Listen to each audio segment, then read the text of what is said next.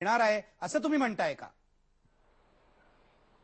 नाही, आता चर्चा ज्या पद्धतीने त्या सन्मान्य मुख्यमंत्र्यांकडे झालेली आहे त्या चर्चेतला जो सार निघाला असेल त्याची माहिती त्यांनाच, खास करून विवेक पंडितांना चांगल्या प्रकारे आहे. आणि नेहमीच आपण राज्यामध्ये पाहिलं आणि देशात सुद्धा जनभावनेचा आदर करण्याचं काम आमच्या काँग्रेसच्या सरकारने या ठिकाणी केलेलं आहे. त्यामुळं मला तरी विश्वास आहे की जनभावनेचा आदर तुम्ही कराल. विवेक पंडित, त्यांनी तुमच्याकडे चेंडू फेकलेला आहे. मला सांगा, काय चर्चा झाली आज? मुख्यमंत्र्यांनी असं सांगितलं का की जनभावनेचा आम्ही आदर करू? आज तरी माननीय नितीनजी राऊत यांनी जे सांगितलं मंत्री महोदयांनी, तेव्हा आज काही माझी मुख्यमंत्र्यांशी चर्चा झालेली नाही. परंतु मुख्यमंत्र्यांची अधिकाऱ्यांशी चर्चा झाल्याची त्यांची जर माहिती असेल तर त्यांची माहिती योग्य असू शकेल. माझ्यापर्यंत तशी माहिती आलेली नाही. परवा जी मुख्यमंत्र्यांकडे बैठक झाली त्या बैठकीमध्ये मुख्यमंत्र्यांना मी अत्यंत सविस्तरपणे, शांतपणे आणि नम्रपणे या 53 गावाचा प्रश्न समजावून सांगितलेला आहे. आणि त्यानंतर पुन्हा आयुक्तांच्या बरोबरीनं माननीय मंत्री महोदय राधाकृष्ण विखे पाटील, कोकण विभागाचे आयुक्त आणि जिल्हाधिकारी यांच्यासोबत पुन्हा माझी बैठक झाली. तेव्हा प्रत्येक गावाचा तपशील महापालिकेत ते का असू नयेत हे भावनात्मक दृष्ट्याने न पाहता त्याचं स्टॅटिस्टिक्ससह मी संपूर्ण विस्तृत आराखडा त्यांना सादर केलेला आहे. त्यामुळे आता निर्णय घेताना त्या आधारेच त्यांना निर्णय घ्यावा लागेल. आणि तसा निर्णय जर मुख्यमंत्री घेणार असतील तर वसईची जनता निश्चित त्यांचं स्वागत करेल. वसईची जनता मुख्यमंत्री त्यांच्या बाजूचा निर्णय घेणार असतील तर स्वागत करेल असं विवेक पंडित म्हणतायत. मी अजीव पाटील यांना विचारणार आहे पुढे यावर त्यांची काय प्रतिक्रिया आहे. मला लाठीमार जो झाला विवेक पंडित यांच्या उपोषणाच्या वेळेला त्यावरही बोलायचं आहे. कारण अशा प्रकारे लाठीमार करणं मानवी हक्कांच्या मर्यादेत बसतं का हे विचारायचं आहे. माझ्यासोबत फादर दिब्रेटो येणार आहेत. माझ्यासोबत हितेंद्र ठाकूर यांना आणण्याचा प्रयत्न आमची न्यूजरूम करते. पण इथे ब्रेक घेऊया. ब्रेकपूर्वी प्रश्न पहा.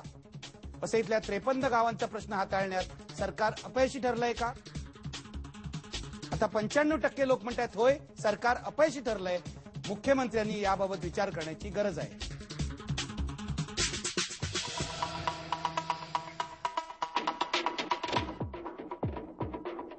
ब्रेक नंतर तुमचं स्वागत. आता मला वेगळ्या मुद्द्याकडे जायचंय. विवेक पंडित, मगासपासून जे चाललेलं आहे तुम्ही म्हणणं हे बिल्डरच्या फायद्याचं आहे, हितेंद्र ठाकूर यांनी जमिनी बळकवल्या वगैरे वगैरे. मला विचारायचं आहे, उपोषणाच्या वेळेला पोलिसांनी अमानुष लाठीमार केला, यामागे काही षडयंत्र होतं का पोलिसांनी आपली मर्यादा ओळखली नाही? यामागे षडयंत्र होतं. मगाशी पाटील साहेब म्हणाले की 10वीच्या परीक्षांचं नुकसान आम्ही केलं वगैरे वगैरे वगैरे. काल आपण आमचं कौतुक केलेलं आहे की रविवारी आम्ही कधीही मोर्चा काढत नाही.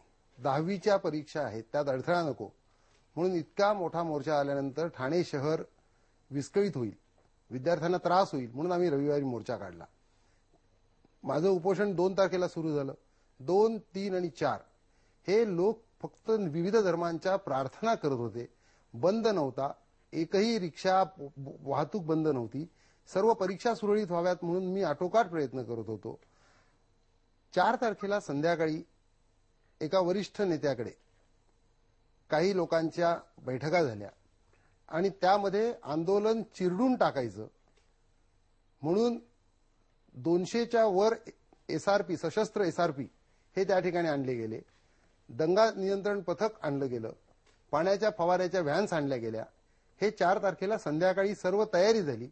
निश्चितपणे माझ्याकडे आलेली जी खात्रीलायक माहिती होती त्या रात्रीच त्यांना लाठीमार करून मला त्या ठिकाणाहून उचलायचं होतं, आणायचं होतं, जबरदस्तीनं माझं उपोषण सोडायचं. या वरिष्ठ नेत्याच्या आदेशानुसार पोलिसांनी काम केलं, अमानुष लाठीमार केला.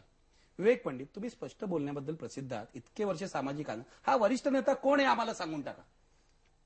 मी वरिष्ठ नेता कोण हे निश्चित सांगेन. आताच सांगा, विधानसभेत नाही. विधानसभेत तुम्हाला संरक्षण असेल पण लोकांना कळू द्या, नाहीतर मी अंदाज बांधणार आहे. आपण अंदाज बांधू शकता. ठीक आहे. मला तुम्हाला एक सांगायचंय की 4 वाजता सिव्हिल रुग्णालयामध्ये मी असताना माननीय गृहमंत्री आर पाटील साहेब यांचा मला फोन आला. ते गडचिरोलीला होते आणि IBN वरची बातमी त्यांनी पाहिली म्हणून त्यांनी तातडीनं माझी प्रकृतीची विचारपूस करण्याकरता मला फोन केला. त्यावेळेला मी घडलेली घटना त्यांना सांगितल्यानंतर लाठीमाराची आणि केवळ त्यांनी लाठीमार. चौकशीचे आदेश दिले. त्यांनी नाही, त्यापेक्षाही पोलीस दलाचे प्रमुख मंत्री असणारे कॅबिनेट दर्जाचे गृहमंत्री मला सांगतात की हे असं कसं झालं. आणि मी जेव्हा त्यांना विचारतो की आपण गृहमंत्री आहात, ते म्हणाले मला यातलं काहीही ठाऊक नाही आणि अशा पद्धतीचे आदेश मी दिलेले नाहीत. तेव्हा गृहमंत्री असे आदेश देत नाहीत, मग असे आदेश कोणी दिले? हितेंद्र ठाकूर माजी आमदार माझ्या सोबत आहेत. हितेंद्र ठाकूर, विवेक पंडित गंभीर आरोप इथे करतायत. याआधी ते बोलले तुमचे प्रतिनिधी अजीव पाटील माझ्या सोबत आहेत, पण तुमच्या तोंडूनच मला ऐकायचं आहे. ते म्हणतात एका बड्या नेत्यांनी पोलिसांना आदेश दिले आणि मग पोलिसांनी लाठीमार केला. हा बडा नेता कोण आहे हे तुम्ही आम्हाला सांगा. आणि तुमचं आणि पोलिसांचं संगनमत आहे असाही त्यांनी आरोप केलेला आहे. काय म्हणणं आहे तुमचं? ना आता त्यांनी हॅलो हा बोला बोला. नाही, त्यांनी आरोप काय करायचं, त्यांनी काय नाही करायचं हे सर्वस्वी त्यांच्यावर अवलंबून आहे. त्याच्यामध्ये बोलण्यात काय नाही. शेवटी एक लक्षात ठेवा, मी सोडला, माझ्याशिवाय दुसरं कोण सज्जन नाही. त्यांना मुख्यमंत्र्यांकडे एक भूमिका घेतात.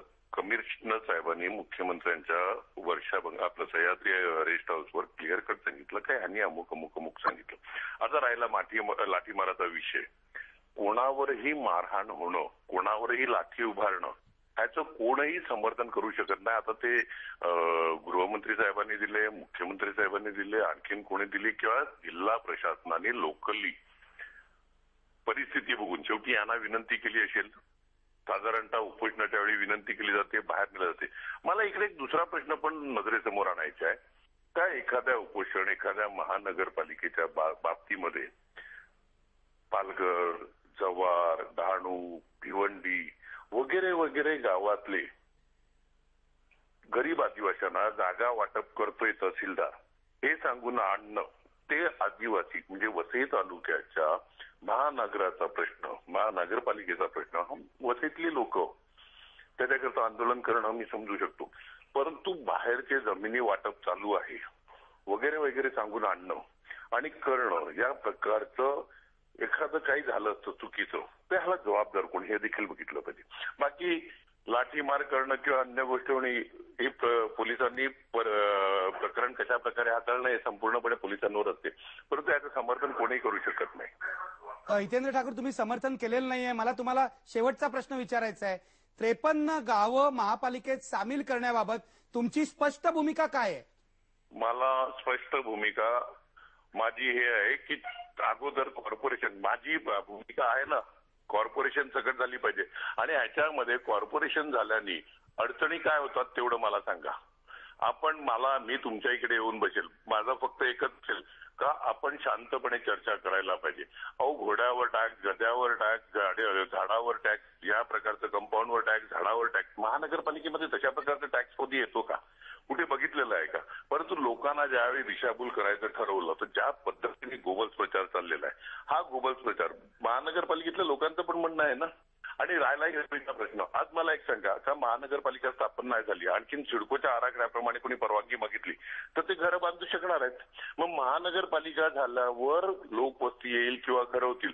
आज कोणीही तिकडे ज्याचा प्लॉट आहे तो तिकडे घर मागून बांधू शकतो. आज महानगरपालिकेत असताना किंवा नसताना सिडकोच्या परवानगीने तो तिकडे जो झोन आहे सगळ्या गावात, हा रिझन नाही. हितेंद्र ठाकूर, हा मुद्दाच नाहीये. मुद्दा आहे ग्रीन बेल्ट मधली 53 गावं महापालिकेबाहेर ठेवली तर तुमची काय हरकत आहे का? तुम्ही स्पष्टपणे लोकांना का सांगत नाही की तुमची काय भूमिका आहे?